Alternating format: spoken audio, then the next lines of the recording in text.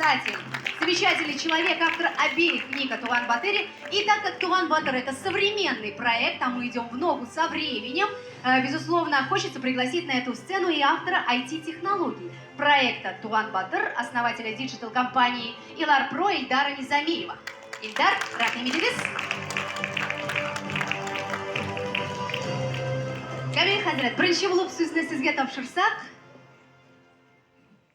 дұрыс болар. Рахмет ederiz. Қошылған.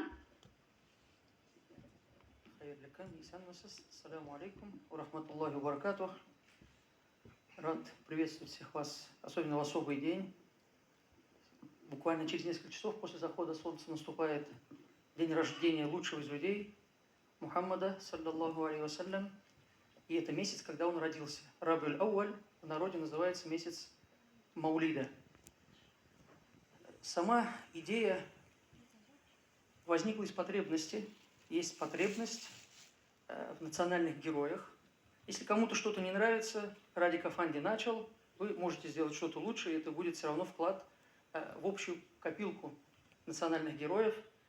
И то есть мы как-то разговаривали, вспоминали, вот, например, если мы говорим о,